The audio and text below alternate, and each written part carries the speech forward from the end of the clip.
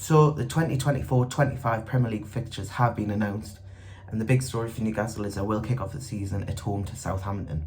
Now, Southampton are newly promoted, of course, beat Leeds in that playoff final last month, so that'll be a good test of certainly where they're at for the season, and certainly Newcastle will fancy their chances to get off to a good start. We saw a couple of years ago they beat Nottingham Forest at home on the first game of the season, again a newly promoted side, and that was a real good field day match, and set them on the start of the season, which ended in Champions League qualification. Of course, last year they beat Aston Villa 5-1 in a fantastic match at St James on the first game of the season. So yeah, they'll be confident of getting a win there and really setting their season off on the right foot.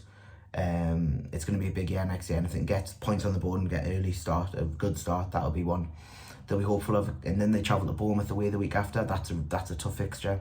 Newcastle have traditionally not done very well at Bournemouth, and over the last couple of years, they've struggled against Andoni Iraola's side and Gary O'Neill's previous. So that'll be a tough game. And then of course the one after that is the one that a lot of people are waiting for. It's Tottenham Hotspur at home. The return of Sandro Tonali, that's the first game he'll be eligible to play a competitive game even. So yeah, that'll be a big moment if he makes that squad, if he makes the team on that day, to see him back in action. So yeah, that'll be that's scheduled for August 31st. Obviously the games other than the first game of the season, which is definitely a 3 p.m. kickoff on August 17th, these can all be moved for TV. So that Tottenham one, I would guess, would probably move for TV. I think that's the one that TV companies like to show. So when that's moved, that'll probably move from the 3 o'clock slot, but of course there's nothing to guarantee that.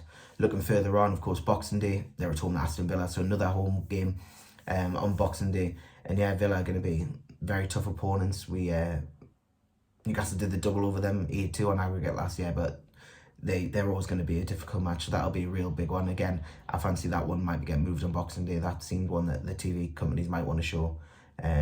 Both games were really good last year, and I can see that getting moved, or even if it's still on Boxing Day, maybe not the 3 o'clock kickoff that day.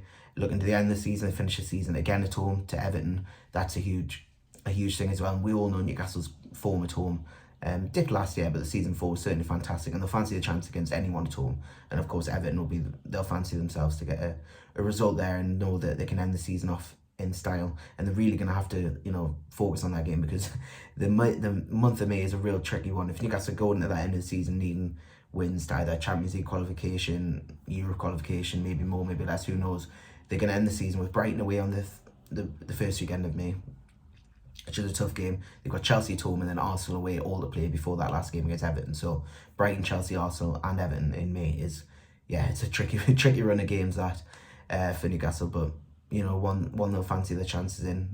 Eddie Howe's side will always fancy the chance against anyone they play. So that'll be a run of games they'll be looking to tackle. Some other big ones to pick out: Man City, defending champions. Newcastle play them at home in the final weekend of September. So that's one to keep an eye on.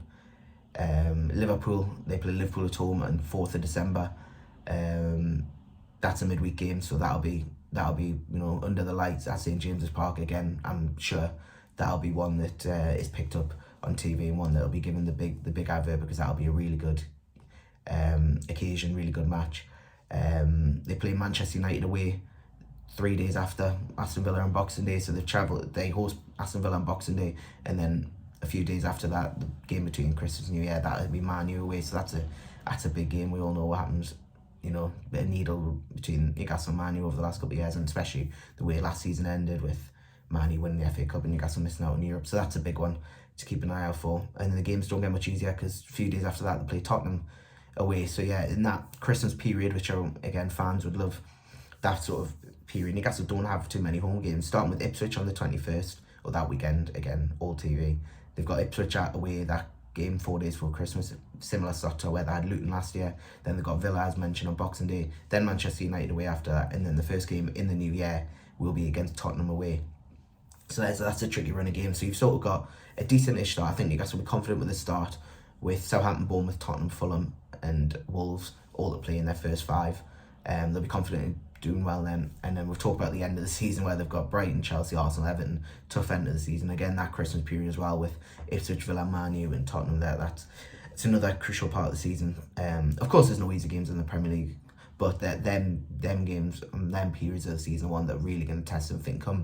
If they can have some good results in those games, I think they'll fancy themselves to have a good season. So yeah, think the headlines are, as mentioned, Southampton at home, or the 3 home games being the first game at home, Boxing Day, and the final game of the season, all at home to Southampton, Villa and Everton respectively. Midweek trips, host Liverpool midweek. They've got ones against Manchester United around Christmas, Tottenham around Christmas. So yeah, it's a fixture list which is difficult in parts, as it always is, but I think Newcastle, especially at the beginning of the season, like last year where they had some very tough games, I think they'll fancy the chances to get off to a good start next year. And of course, but if they get off to a good start, who knows what can happen. But yeah, that's the way the fixtures have gone this year. And even though it's only June, Euros is just 1 week in, I think, lots of people are already getting excited for the new season. Of course, the best way to stay up to date with all the latest Newcastle United transfer news and everything throughout the summer is, of course, with the Shields Gazette.